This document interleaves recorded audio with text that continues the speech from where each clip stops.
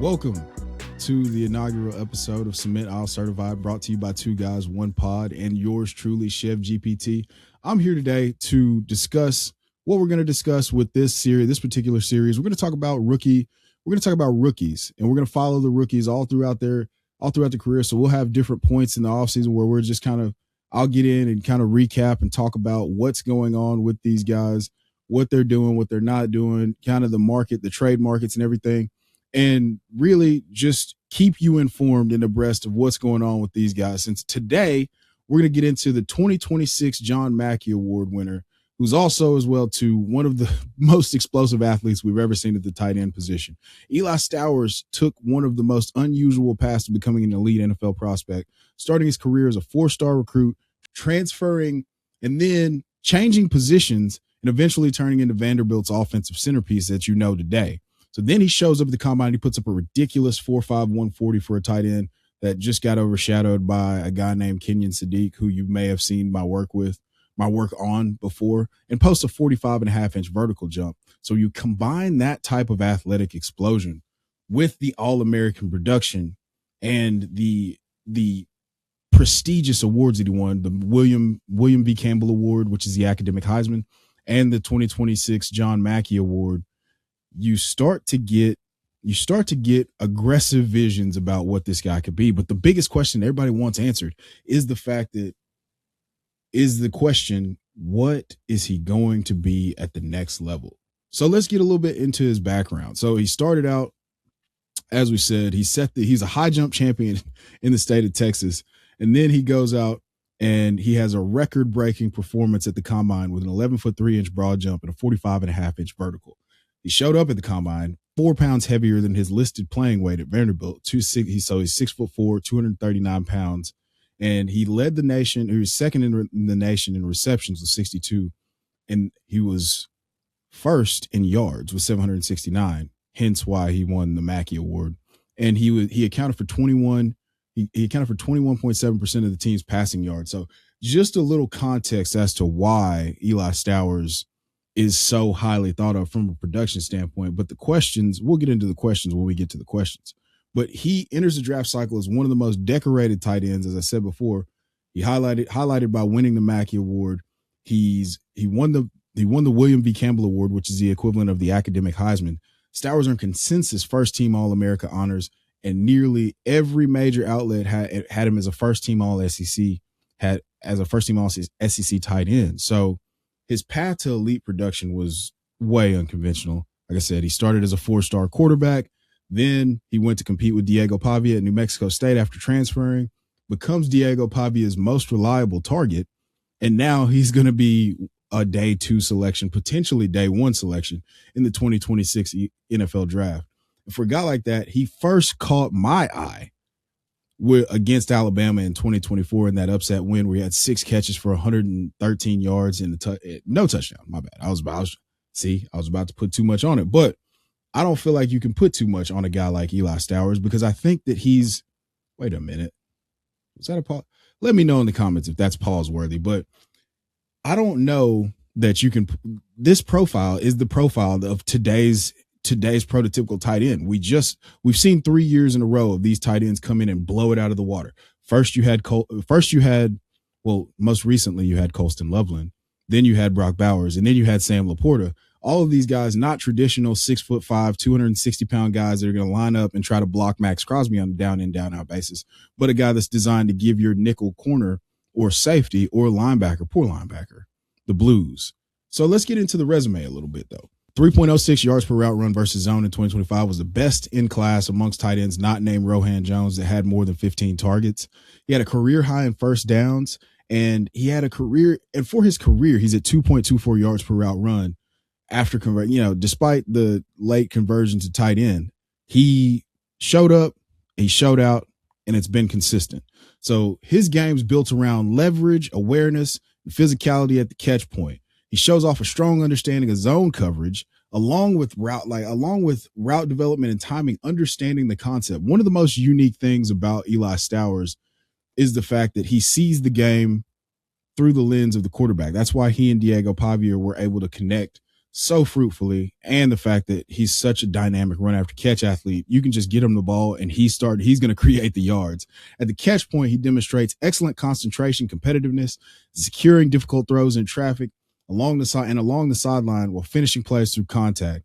He also has the ability to adjust with a massive catch radius, if you can imagine his burst score being 100th percentile, and including being able to, adjust to the ball low as well. So, I mean, we can play it in the sky. We can play it on the ground. However you want to play it, you're in trouble when you try to play Eli Stowers. So his profile does come with some limitations. I told you, we gave you a pound full of sugar. Now you got to take an ounce of medicine.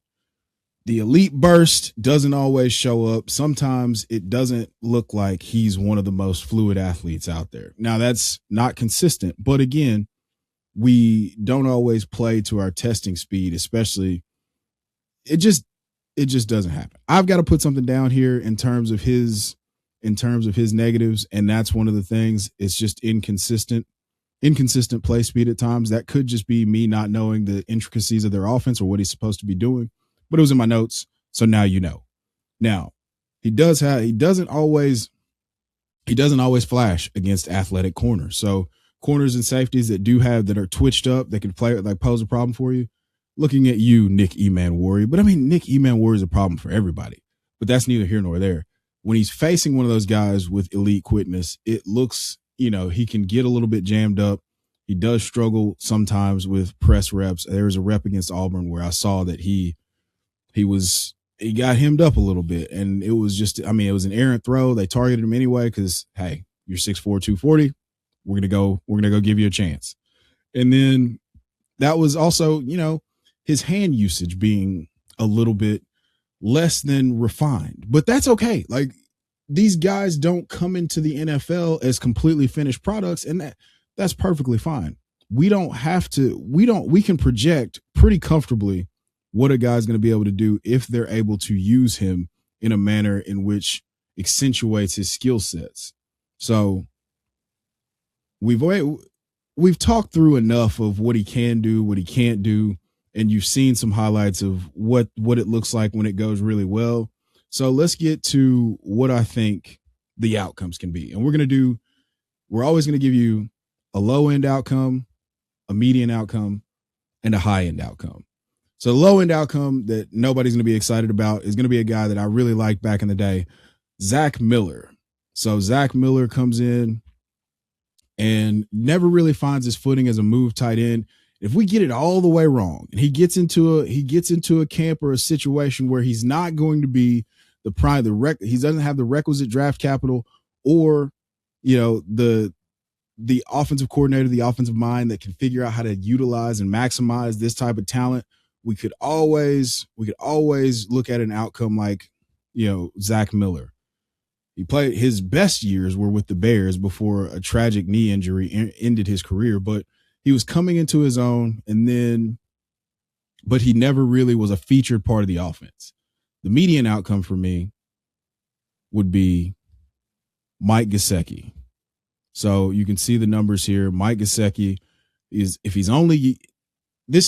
he's pigeonholed into a role, kind of like Mike Gesicki was coming out of Penn State. If he's only used as a contested catch guy and not for his route running prowess or his ability to win at varying levels of the field or after the catch, then it's gonna be a limited and inconsistent role to an attack. If he lands in a crowded environment or an OC that doesn't know how to maximize that skill set, he's destined to become more of a, put it up on the top shelf where the kids can't get it guy, but that guy's never going to be great for fantasy. And that's what we could be looking at. And then the high end outcome, sorry, I gave you the low end outcome already, is going to be Julius Thomas. So Julius Thomas is a versatile mismatch that teams will have no answer for without committing significant coverage resources to him. So Stowers could develop into a guy that commands coverage gravity, especially in the red zone and on third downs. And in his prime, in Julius Thomas's prime, he was deadly in the red zone with Peyton Manning, with the chance to operate with basic impunity because of the fact that they had monsters on the outside in Eric Decker and Demaryius Thomas, RIP. And, a little bit later, they had Wes Welker. We're not talking about Sorry, Schulte. We're not talking about Fat Julius that signed with Jacksonville. We're talking about Prime Julius Thomas that you could see up on the screen. And so for his fantasy outlook, we're talking about a guy who is following the current 3-year trend of the move tight ends that I believe are going to be able to come in and have some success.